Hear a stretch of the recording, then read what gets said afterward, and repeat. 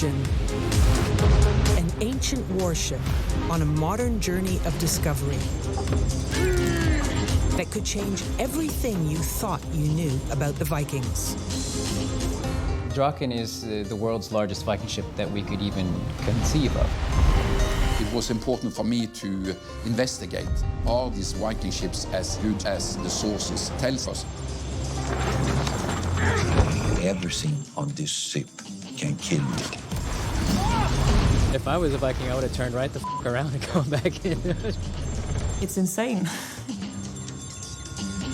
The settlement in North America is only temporary. Did they die? Did they starve? Did they freeze to death? We're finding new things all the time. I think we should be able to end the debate once and for all.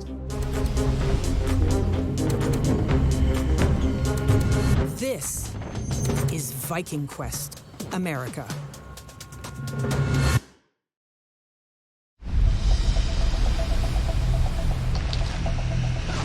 If you can believe it, it's summertime. But, yeah, as you can see by the way we're dressed, it doesn't really feel that way. Off the rugged coast of Scotland's notorious Cape Wrath, these sailors are training for a dangerous mission that could rewrite history. They're pushing the limits of wood and willpower, metal and mind, in a series of shakedown tests. Their ship, Draken, aims to recreate the voyage of the ancient Vikings on the 1000th anniversary of their first North Atlantic crossing. A journey that made the Vikings the first Europeans known to set foot in modern-day North America. But today, many questions remain about how they did it and how far they went. This ship was purpose-built to find those answers. Draken is old construction, as you know. It's not a fake. Everything is for real. The material, the methods we work is the same as they probably did it 1,000 years ago. Draken is the largest Viking ship ever constructed in modern times. And her crew is more in awe of the Vikings than ever, given the beating they and their ship are taking. On the first leg of this sea trial, Draken suffered a catastrophic failure. The mast was broken in the middle, and one part jumped over one side and the other on the other side. The yard, 1.5 ton, come flying down on deck.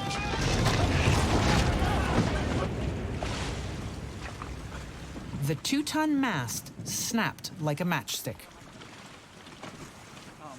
Draken's experienced captain, Bjorn Alander, knows just how close he came to losing his ship and possibly his crew. We was facing a lot of problems all the time. I should lie if I said everything was fine. We had a lot of problems, but we always continue. That's probably what the Vikings should have done.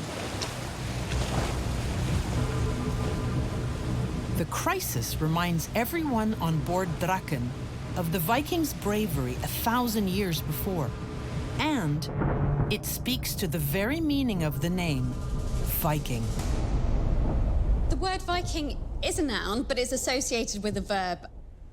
That idea of going Viking is something that you get referred to in sagas. So the idea of going off on expeditions to gain wealth and fame that then it heightens their position when they come back home. Somebody in the Middle Ages, they would not have said, we're Vikings. They would have seen Vikings as something that people do. And the idea of what a Viking is an individual who travels. So you can think of Viking as being a job description rather than being any kind of ethnic signifier. Bjorn now steers Draken home to Norway with a brand new, untested mast made in Liverpool, England. Watch leader Woodrow Wiest keeps a close eye on that major repair. The amount of wind that we have, it's quite substantial, and we're running with it, so we can handle a whole lot of wind that way. But in a case of emergency, if we had to turn up into the wind, that's when I would get worried. On the windward side. Outside. Windward side now.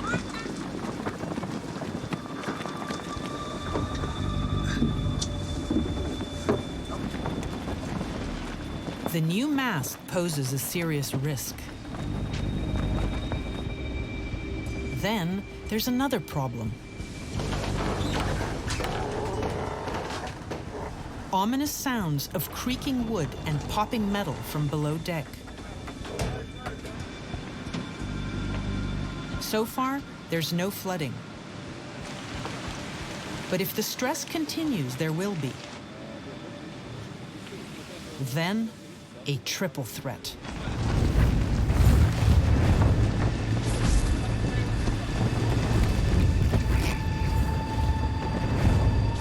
A large tear appears in the sail.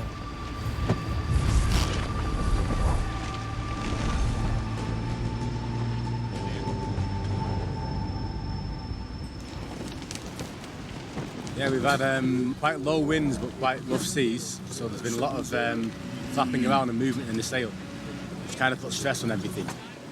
Nej, Eigentlich here. vi kan inte göra någonting. It wasn't the heavy wind that got it, it was the light wind, which really sucks. Worst done. Worst is done. We're just gonna tie down and then we're gonna take this sail off. Draken's crew attempts to raise an emergency sail stowed on board. But the seas are too rough. We have been lucky so far. We have not got any waves overboard, but it's very, very close. And the wind forecast says it's going to be more wind. So we try to run as quick as possible to the lee land of Shetland.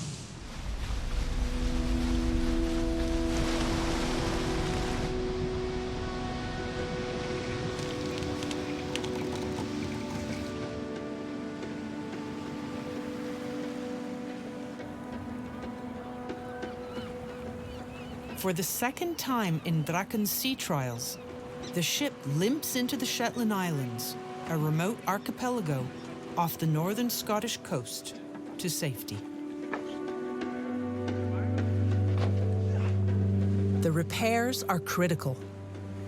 The Shetlands are the only landfall before Draken faces a 350-kilometer crossing of the unforgiving North Sea to get home to Norway.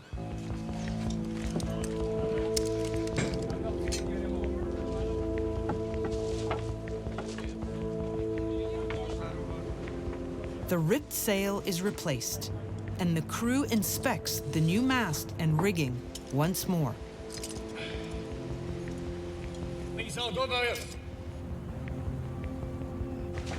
Then, Bjorn orders a full clean-out of the ship.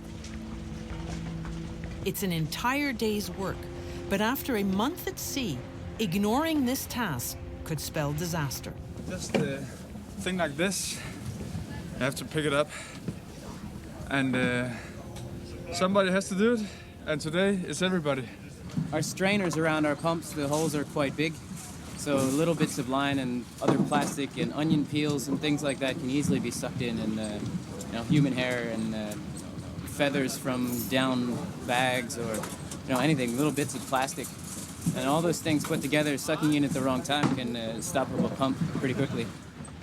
On an open-top ship like Draken, it's impossible to keep water out. So losing the pumps isn't an option. But it's our lives. The pump is our lives.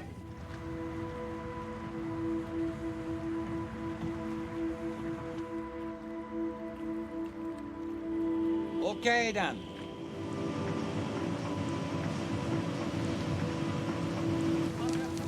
The return trip to home port in Haugesund, battered but alive, is one hundreds of Viking ships must have made 1,000 years ago.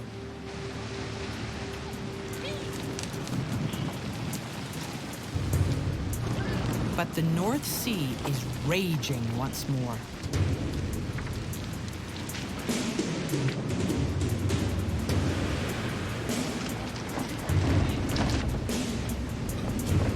These are the same waters that destroyed Draken's original mast.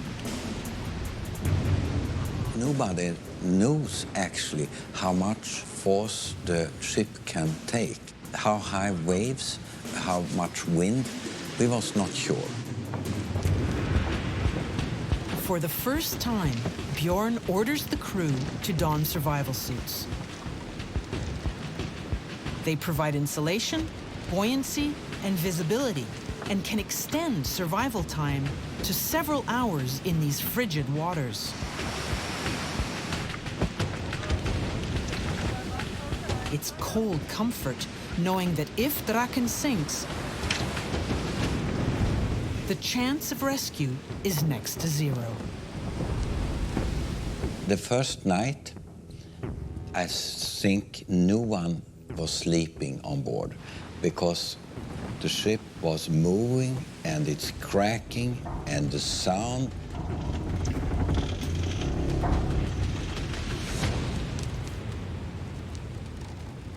Finally, after more than a month of challenging sea trials, Norway is once again in sight.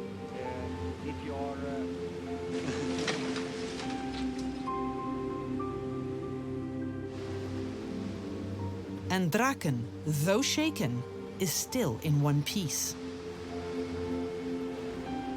The crew's respect for the Vikings has never been greater. It's heavy stuff sailing with this boat. If you sum up all these incidents, there's for sure quite a lot to keep in mind going across the Atlantic. It's going to be quite a challenge. Concerning safety, the best thing you can do is probably to stay home.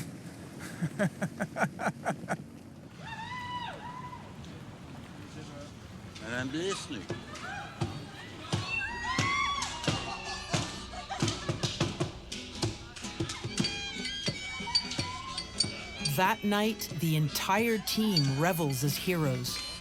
Draken's owner, Sigurd Asse, honors their bravery. But privately, the crew questions whether the sea trials were actually a success. And the true test of Draken and their courage still lies ahead.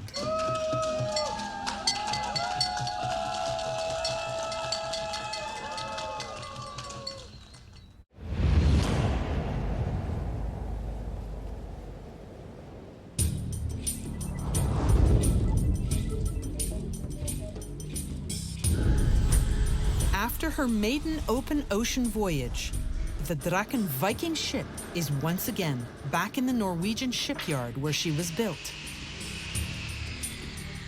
Draken's designers are alarmed by what they discover.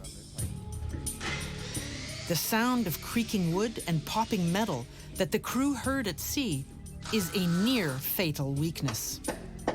When we get back to Norway, the carpenters had checked the hull and found that for several meters along the keel and the garboard strake, the lowest strake on the ship, the nails were all sheared off for several meters. And that's very concerning. Luckily, you have the pressure from the outside to hold it in, but if the end of a plank have come out, we have no chance. Just go straight down. We was lucky that time, but we don't want to trust luck more. So I called Sigurd and tell him we can't do it. We have to rebuild the ship and make it stronger. Bjorn's decision is a total shock to the team. Draken was only supposed to be on blocks for the winter, just routine maintenance. A full retrofit means it's back to square one. The crew now wonders how the ancient Vikings would have dealt with a setback like a rebuild. The answer may be found at the Viking Ship Museum in Roskilde, Denmark. Here, shipbuilders and scientists work side by side in a new field of study known as experimental archaeology. helping unlock the secrets of the Viking Age. They were skilled boat builders in the Viking Age, no doubt about that. And we have to match them to be able to tell anything about how they built the ships and why did they look as they did. When you look at a ship like this here, it looks like quite a kind of static artifact. It's just a wooden shell, essentially. But when you rebuild it and start to see the amount of connected materials that have to go into it, you've got to smelt all your iron, you've got to go to the forest and harvest all the timber. So it starts to create a kind of a ripple effect that really shines a very bright light on production and industry in the Viking Age. This array of replica Viking tools helps to unravel the 1,000-year-old mystery of how these ships were constructed. I think the most common axe from the Viking Age, it's an axe like this one, which is a beard axe, which is used for everything.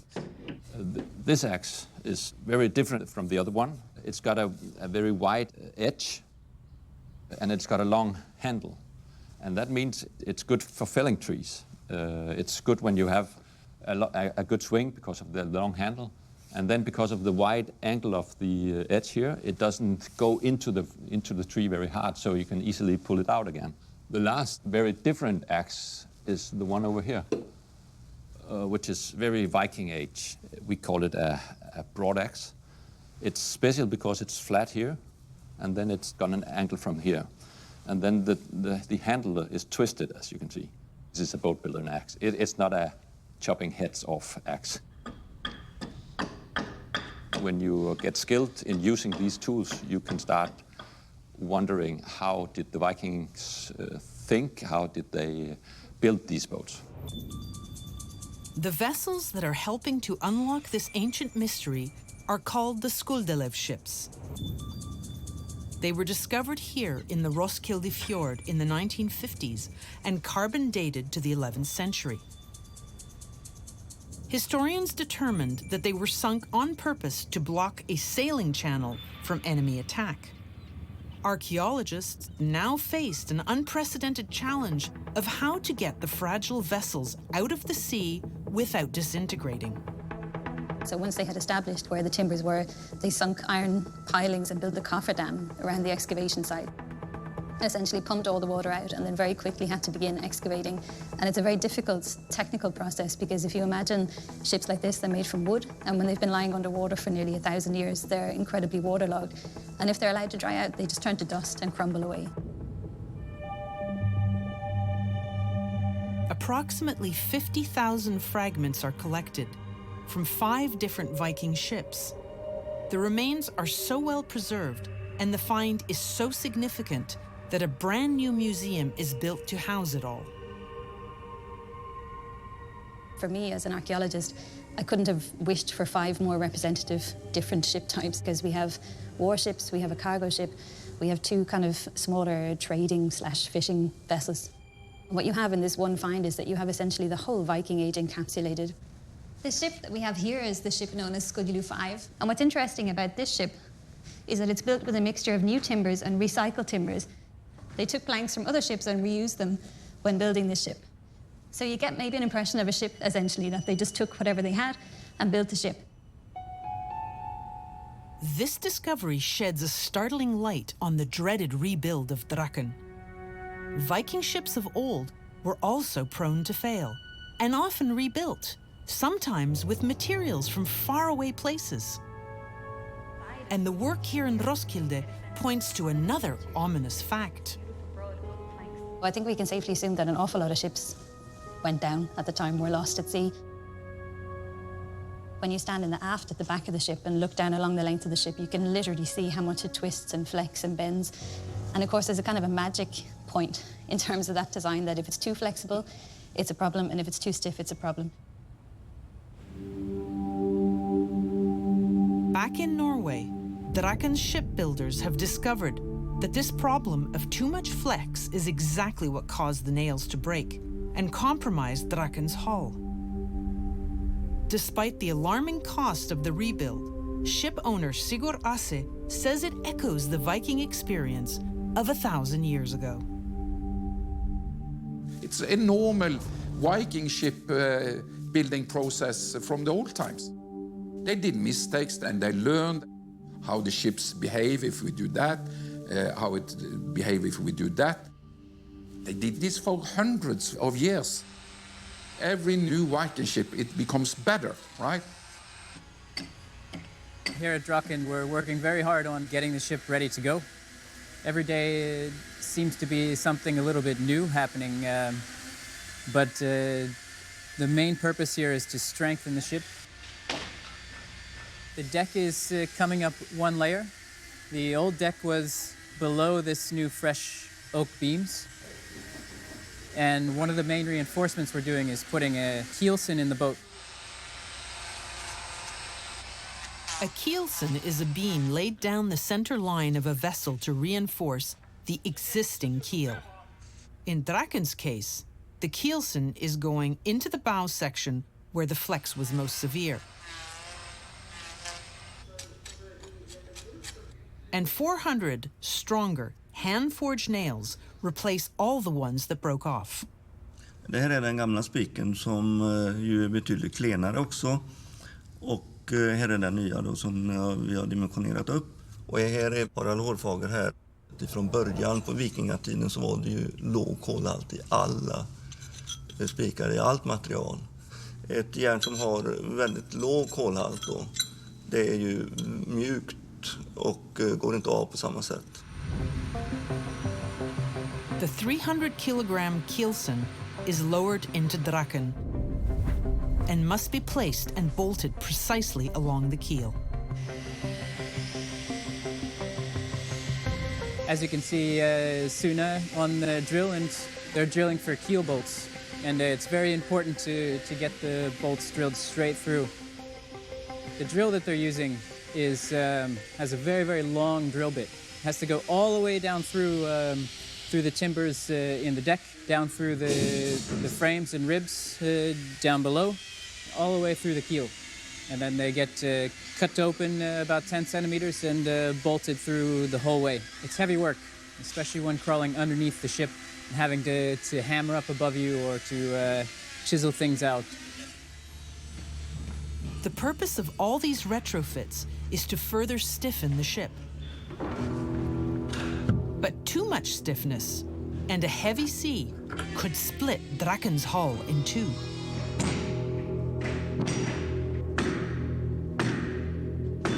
The rebuild takes more than a year, costing Sigurd millions of dollars. But the delays are finally over.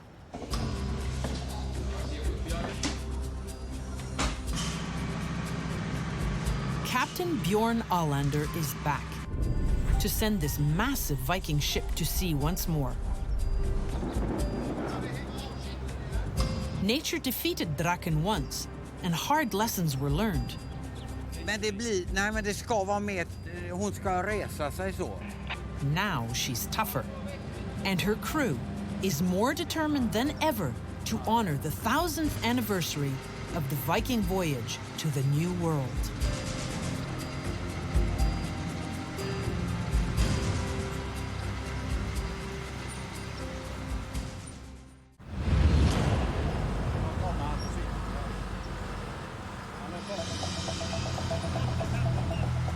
The relaunch of a completely rebuilt Draken Viking ship is underway.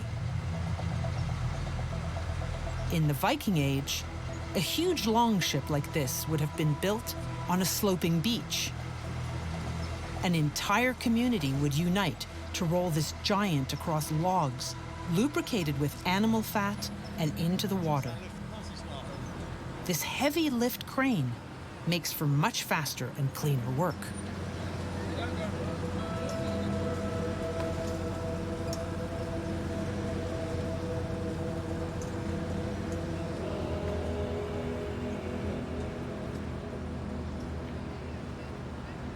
Finally, the ship settles back into the sea. But there's a new problem. Det kommer rätt mycket vatten här, Christian. A full year on land has caused the planks in the hull to dry out and shrink. Seawater pours through the cracks in between. It's a familiar sight on wooden ships, but much worse than expected. Oh, it's wooden ship. It's always leak a little bit when you lower it down to the water. It will be tightened in 24 hours without any leak.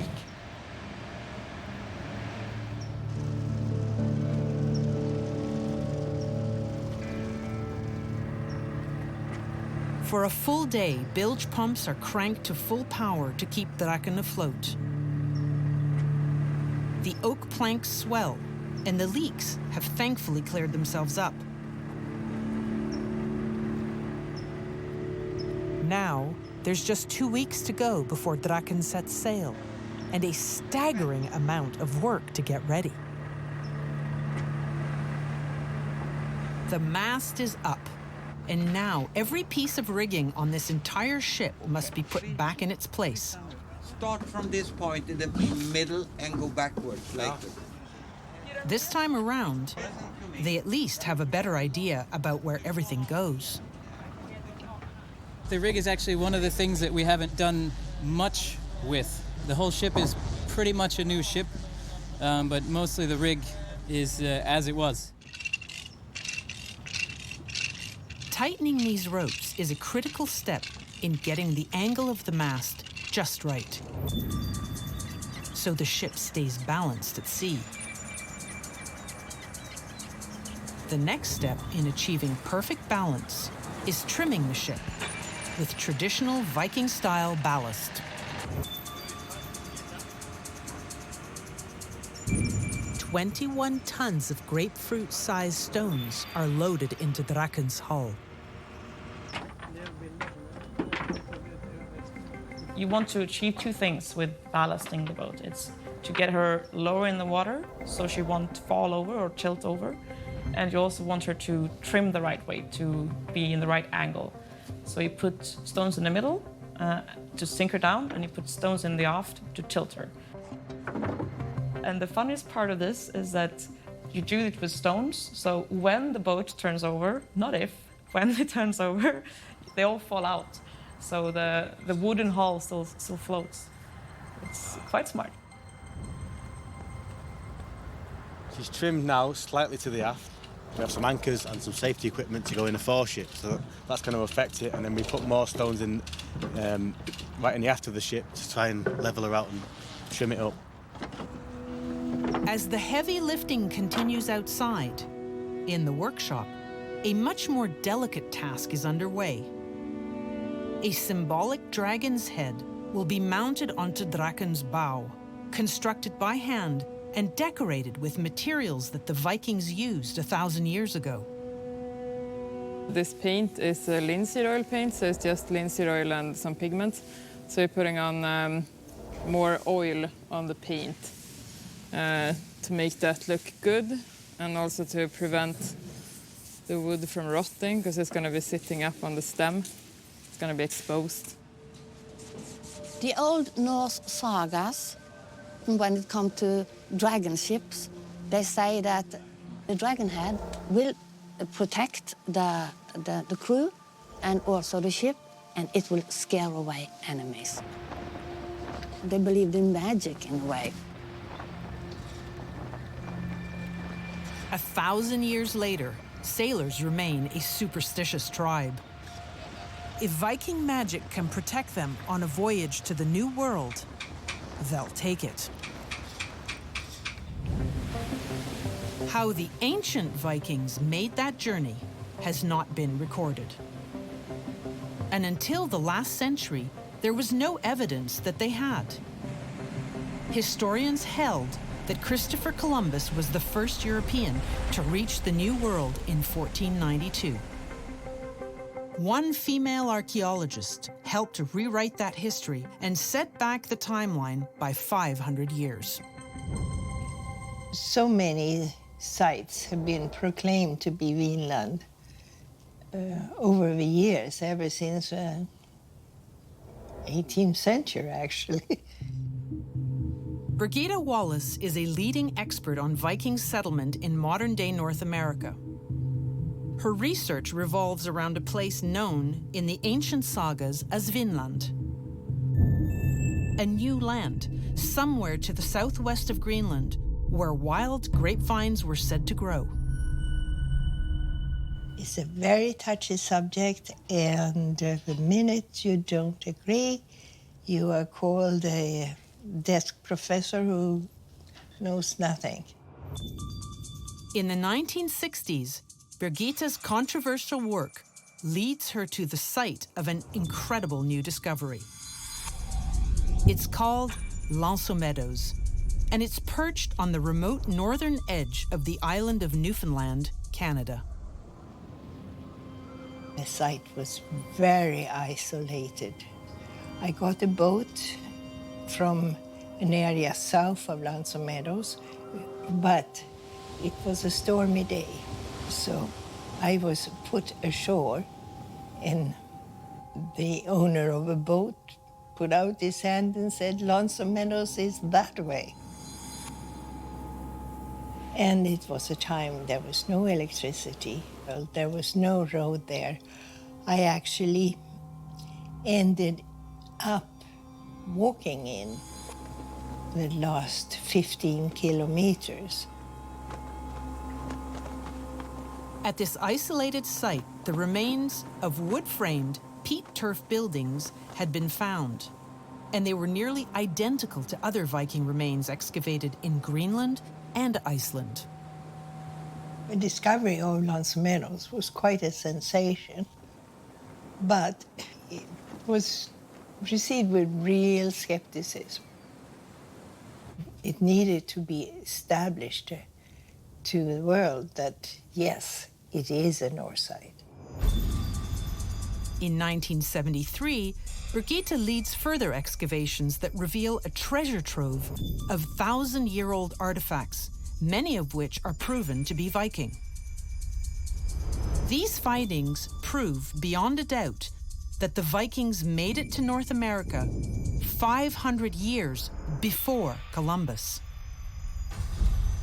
And one particular artifact found here suggests they traveled even further. Among the Norse deposits at L'Anse Meadows, we found a butternut, and we also found butternut wood. Butternut trees, like the grapevines mentioned in the sagas, don't grow in northern Newfoundland. The nearest place they do grow is the Canadian province of New Brunswick, more than 800 kilometers to the south. Their appearance at L'Anse Meadows shows that the people over there had also gone at least as far as northeastern New Brunswick and come back. Wild grapes grow in the same areas as butternuts, and they ripen about the same time. So if they had seen butternuts, they must have seen wild grapes. Birgitta's groundbreaking research has helped bridge the gap between the ancient Vinland sagas and the real world. Today, L'Anse Meadows is a world-famous Viking landmark, and Draken will be making her own historic stop here during her fast-approaching voyage. Then, the ship and crew will push themselves as deep into the New World as they can to prove that the Vikings could have done it too. And that further breathtaking discoveries of Viking remains may be found all over the eastern continent. But first, the ship and crew must survive the voyage.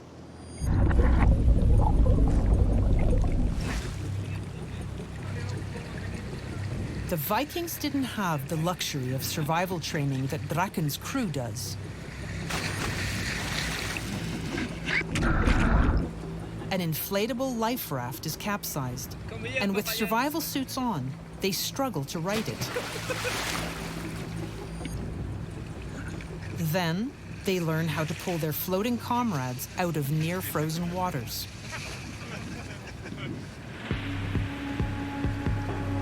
Finally, a specialized hoist simulates an open-water helicopter rescue. These are all scenarios the crew need to be prepared for on the formidable mission ahead. The risk is worth it, because if they succeed, it will support the theory that Vikings explored deep into North America, and that the legend of Vinland is true.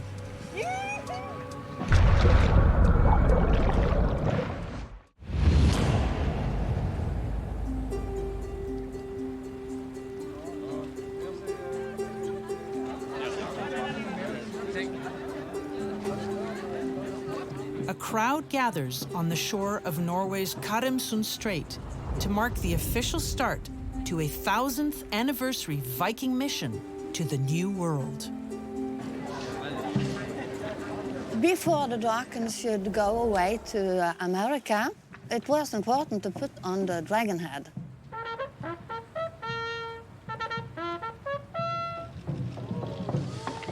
The dragon head, according to the sagas, had some magical power to make a good voyage. Along with the dragon head, a pair of intricately carved ravens are also unveiled. In Norse mythology, two ravens named Hugin and Munin sat on the shoulders of the god Odin as his guiding spirits. On Draken, the carvings are placed on either side of the helm to help lead the ship and crew into the great unknown.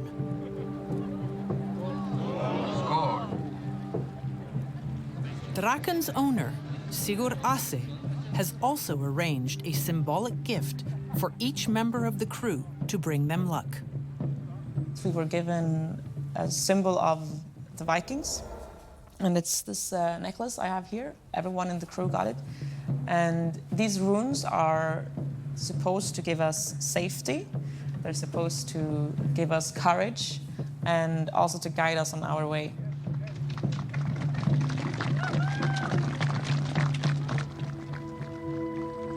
It's now been more than 1.5 years since Draken last left Norwegian waters, and a few of the faces have changed. But this modern Viking crew is still a 50-50 male to female split. On the ship you can see that we have women doing, and they are doing the same as the males. And they had the guts as well. Having a diverse crew was a very important part of this trip.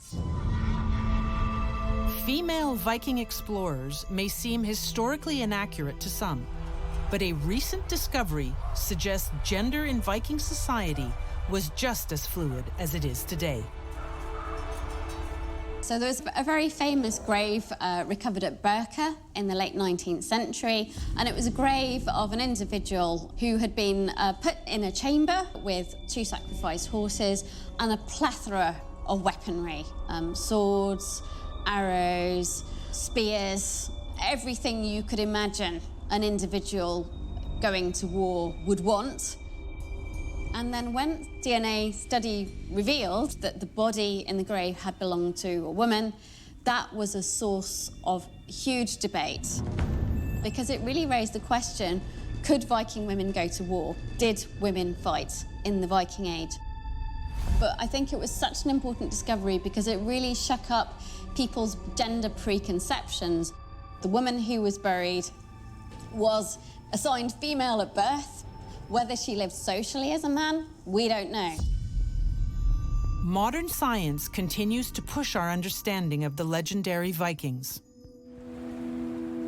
And Draken, the largest Viking ship built in modern times, is now about to do the same. May Njord always fill the sails of Draken Harald Hårfager. May its sails always grace the horizon, and may its keel always kiss the sea. It's now been 7 years since Sigurd's original dream to build the largest Viking ship ever attempted in modern times and sail it to the New World. It was demanding to take care of a Viking ship, I can tell you. There's a lot of work. Yeah. But finally, Draken and her crew are on their way. To make the ship stronger, we did a lot of other work. So now she is a strong, seagoing vessel I'm proud of. Set sail! 1, 2, 3.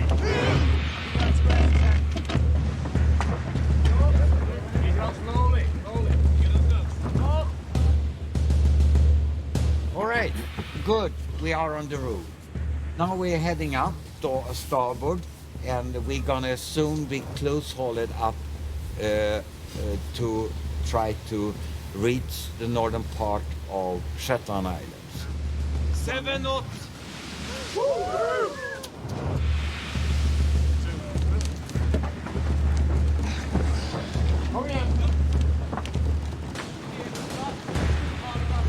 The voyage they've now begun will follow the same transatlantic route that the ancient Vikings sailed 1,000 years ago.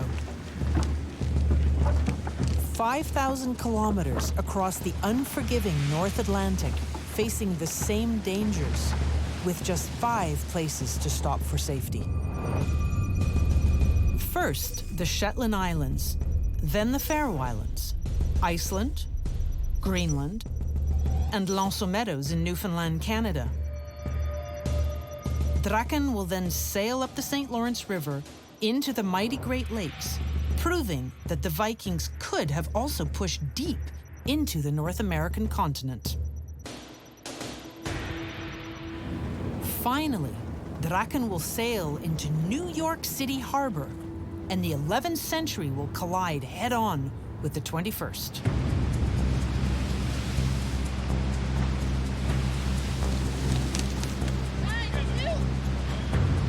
But first, Draken must make it across the Atlantic Ocean in one piece.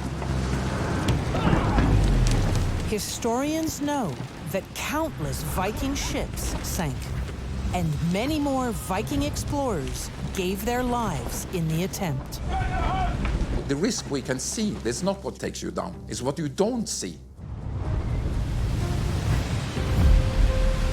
You do your best in risk management, and then you pray.